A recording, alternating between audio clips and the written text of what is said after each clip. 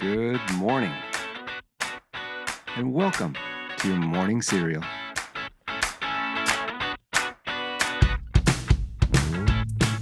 Okay, good morning, and welcome to Friday. Look at you, making it all the way to the best day of the week. Friday at the end of a month, no less. That means it's likely a payday Friday, which are one of the best kinds of Fridays that there are. Well, you can use that new cash liquidity event to buy a ticket to the circus. Today is National Barnum and Bailey Day. Or perhaps buy a hot tub. Today is also National Hot Tub Day. But if your budget is calling for something a little easier to swallow, how about buying something on a stick? Today is National Eat Something on a Stick Day. Here's some ideas: corn dogs, kebabs, anything on a skewer, tater tot skewers, hot dog skewers, shrimp skewers, pineapple shrimp skewers, lemon shrimp skewers, pepper shrimp skewers. That's about it. Oh, ice cream on a stick, one of my favorites. Well, today's quote is from the character Bubba Blue from Forrest Gump. And Bubba said this, quote, "I don't know if we each have a destiny, or if we're all just floating around accidental like on a breeze. But I think maybe it's both," end quote. Now that's a very thoughtful, philosophical insight by someone obsessed with shrimp. Are our lives predetermined or simply random? Destiny or chance? Well, tune in tomorrow and I'll answer that one in detail. Well, today's news, facts, and birthdays are from March 28th. And we're going to start back in 1963. That's when Alfred Hitchcock's movie, The Birds, it was released, and this movie used to freak me out. I still don't look at crows the same way. Then jumping up to 1979, you might remember there was a partial meltdown at the 3 Mile Island nuclear plant in the United States, and that resulted in radioactive leakage. You know, I thought I heard Doritos caused that too. Well, finally, if you're settling in for some TV on a Friday night this same week back in 1990 and browsing the TV guide as we did back then, you would have shows to choose from like Full House, Family Matters, Perfect Strangers, The Magic of David Copperfield, Baywatch, and Dallas. Man, doesn't it seem like just yesterday we were all just watching those classics? Well, happy birthday to you if today is your birthday. You share a birthday with singer Lady Gaga. She turns 39 today. Actress Julia Stiles, she's 44. Actor Vince Vaughn, he's 55 today. Singer Reba McEntire, she's 70. And former basketball player Rick Barry, he's 80 today. And interestingly, I met Rick Barry in 5th grade when, for some reason, he visited my elementary school in Colorado Springs, Colorado.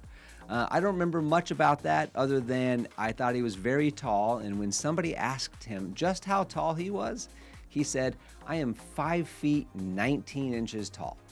Well, I'll let you do the math on that one. Moving on to movies and songs, the number one movie on this date in 1996 was Up Close and Personal. Now, this is a film starring Robert Redford and Michelle Pfeiffer. And interestingly, the critical acclaim surrounding the movie was really around the original theme song for the movie. And that theme song was Because You Loved Me, which was sang by none other than the brilliant Celine Dion. Which brings us to the number one song on this date, also in 1996. It was Because You Loved Me by Celine Dion. Now, she won the Grammy Award for the best song written for a motion picture for this song. And you know, I love my Celine Dion, and I love this song as well. And so does Billboard magazine, because Billboard ranked Because You Loved Me as the 14th top love song of all time. Well, I'm a sucker for a good love song, but I'm also a sucker for some self-improvement to get us going on this Friday and headed into a weekend in the right frame of mind. So, here are my takeaways from Chapter 7 of Part 4 of Dale Carnegie's How to Win Friends and Influence People. And in this chapter, which is entitled Give a Dog a Good Name, Carnegie has been talking about giving people a reputation or a virtue to live up to. And in doing so, most people will step up to that challenge to live up to this characteristic that you've assigned them, even if it's a stretch, rather than let you down, or even now let themselves down? Well, Carnegie gives a few illustrations, and here are some of the one-liners where someone assigned a characteristic or a reputation that in the end, it encouraged the other person to some positive end. Here are a few of them.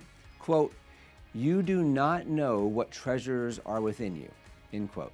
And the next one is, quote, "You are always willing to listen and are big enough to change your mind when the facts warrant a change," end quote. And the last example here is, quote, "I understand you are a natural leader. I'm going to depend on you," end quote. Well, each one of these comments gave another person something to live up to. And more often than not, most people will give it their best effort to do just that. Now, obviously, this works in the home, in social situations, and in professional settings. So here it is. In a chapter entitled "Give a Dog a Good Name," Carnegie's principle number 7 is, give the other person a fine reputation to live up to. Well, join us again on Monday for Chapter 8, which is entitled "Make the Fault Seem Easy to Correct," and learn Carnegie's principle number 8.